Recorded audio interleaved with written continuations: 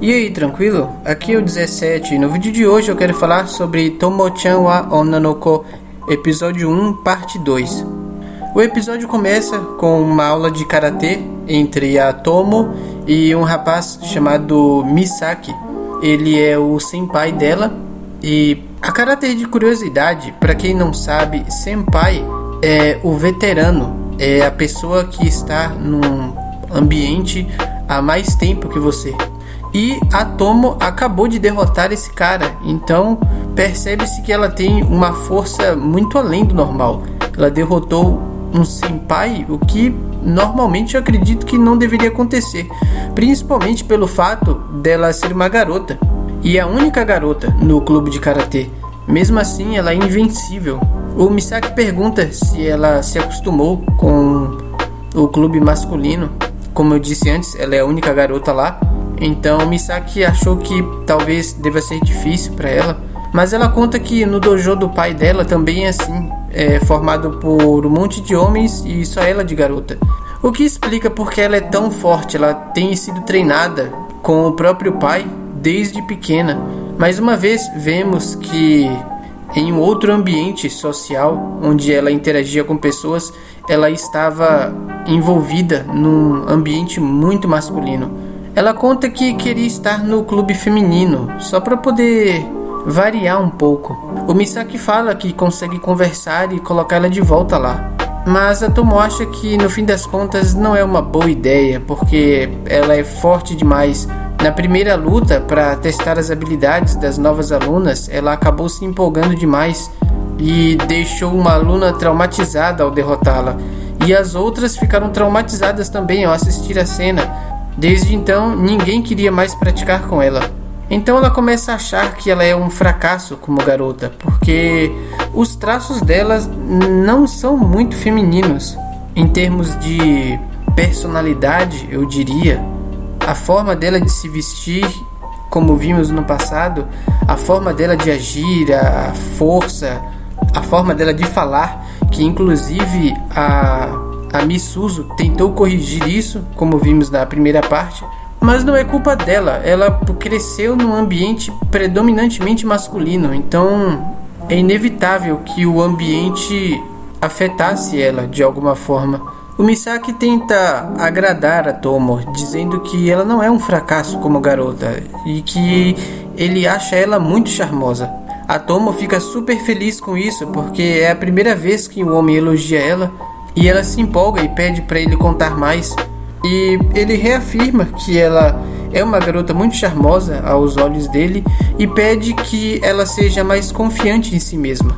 Depois do treino, vemos duas garotas esperando pelo Misaki. Ao que dá a entender, essas garotas gostam dele. O que eu acho estranho, que as duas gostem do mesmo cara ao mesmo tempo e isso não crie uma certa rivalidade entre elas. Mas enfim. Em seguida, vem a Tomo e agradece ao Misaki pelas palavras que ele falou. E as meninas, observando isso, à primeira vista, elas acham que é um homem e acham até bonito.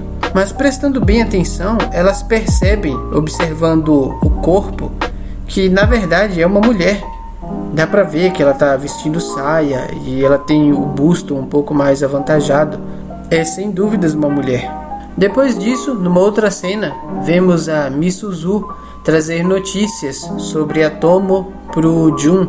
Ela fala pro Jun que a Tomo fez uma nova amizade no clube de karatê. Ela fala isso como uma forma de provocação, tentando instigar algum sentimento de ciúmes ou alguma coisa assim, para que o Jun também possa tomar uma atitude. Obviamente o Jun não gosta da provocação e ele deixa isso bem claro, jogando no chão o prendedor de cabelo da Misuzu.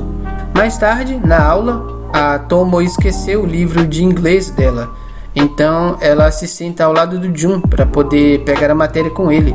Ele aproveita a ocasião e pergunta sobre a nova amizade que ela fez. A Tomo imagina que ele está falando do Misaki e ela mostra uma foto para ele, uma foto que foi tirada com uma galera junta no clube de karatê. O Jun olha a foto e o tapado acha que é uma mulher. Então ele faz uma pergunta para Tomo sobre a Misuzu, que é a garota mais próxima dela. E ele pergunta se a Misuzu namorasse, como ela se sentiria ao saber que ela não está mais te dando atenção e está mais focada no namorado, o que pode ser uma coisa natural que aconteça entre muitas pessoas. A Tomo responde que ela nem imagina isso, mas ela responde que não seria certo reclamar. Afinal, sendo uma boa amiga, ela não ia interferir na felicidade da pessoa que ela mais gosta. Mas ela confessa que se sentiria solitária. Então o Jun concorda com a Tomo. Ele fala que pensa a mesma coisa. O interessante é que essa foi a pergunta que a Misuzu fez pro Jun algumas cenas atrás, onde estava chovendo e eles estavam esperando a Tomo porque ela vinha com o guarda-chuva.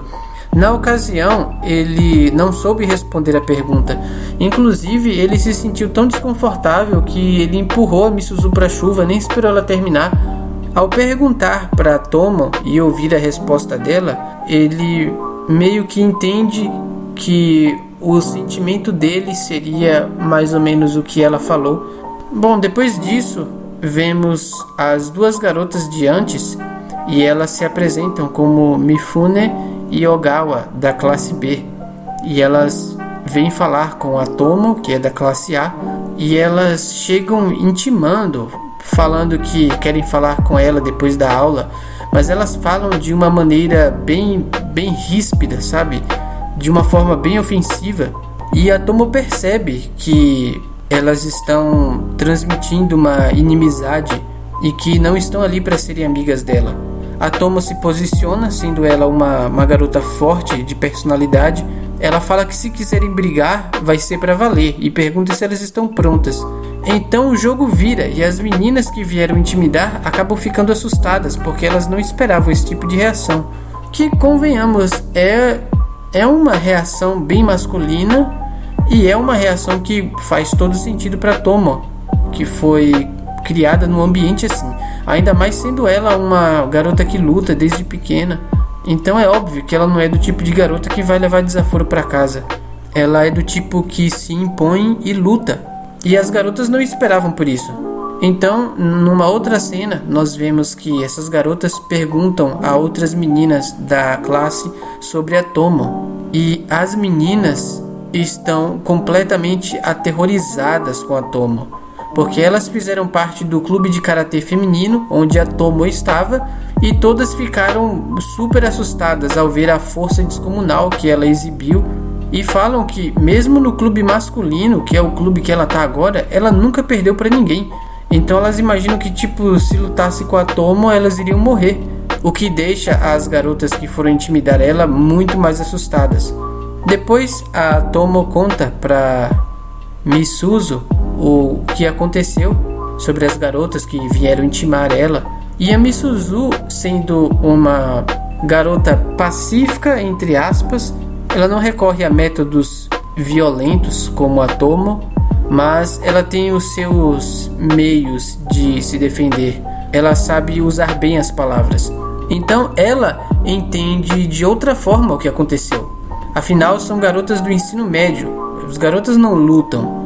O conflito que elas estavam abordando é no máximo verbal, e a Tomo é assustadoramente forte. Então ela aconselha a Tomo que, se quiser argumentar ou fazer correções, que use as palavras.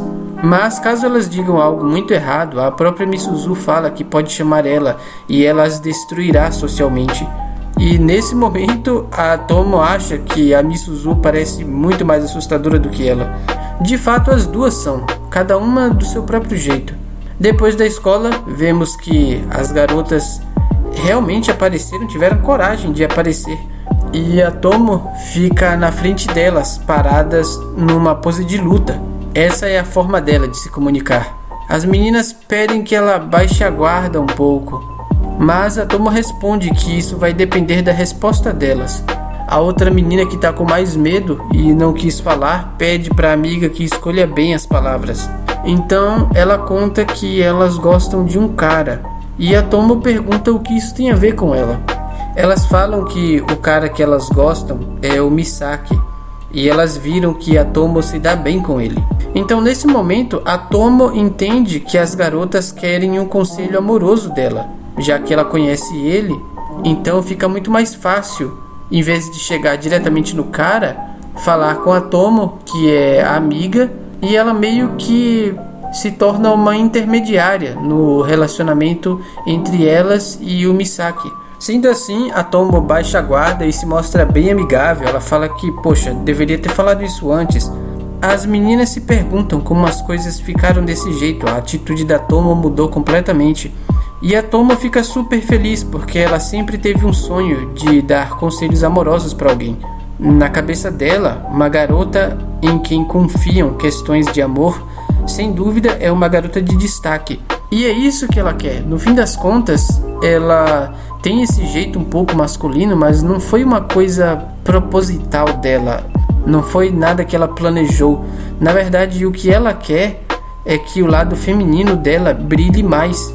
Ela fala para as garotas que se quiserem se aproximar do Misaki, elas devem se tornar amigas dela, da Tomo. E fala que pode contar com ela, que ela vai ajudar. Então as garotas sentem que a Tomo transmite bastante segurança e bastante confiança também.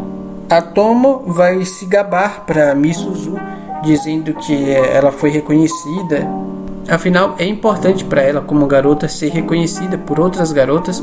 Nós vimos no começo dessa segunda parte do episódio que ela ficou super feliz quando o Misaki falou que ela é charmosa. Então ela não costuma ser elogiada pelas qualidades femininas dela. Provavelmente ela deve receber elogios sobre o quão forte ela é ou coisas do tipo, que são características que não têm muito valor para ela como garota. A Misuzu brinca falando que no colegial ela é conhecida como matadora nata de mulheres. A Tomo se defende dizendo que nunca matou ninguém, mas é inegável a força absurda que ela tem. Na sequência, o Jun aparece e chama ela para ir para a cantina. As garotas estão num cantinho observando a Tomo e acham ela uma garota bem normal. E de fato ela é. Ela só quer se livrar desse estigma, por assim dizer, por esse lado mais masculino dela ter mais destaque do que o feminino, o que cria um desequilíbrio e gera uma frustração. Afinal, no começo do episódio ela se declarou pro rapaz que ela gosta e ele nem sequer entendeu que aquilo foi uma declaração, porque ele vê ela como homem há alguns anos já. E, inclusive, quando ele chama ela para a cantina, que ele abraça ela, ele põe o braço em volta dela de uma forma bem masculina, nós podemos ver que ele ainda trata ela como se fosse um rapaz e ela se mostra super desconfortável com isso. Se você curtiu esse vídeo, clique em gostei aqui embaixo. Se quiser ver mais do meu conteúdo, se inscreva no canal e ative o sininho para receber uma notificação sempre que um vídeo novo for postado. E fique à vontade para comentar na seção de comentários abaixo. Até o próximo vídeo.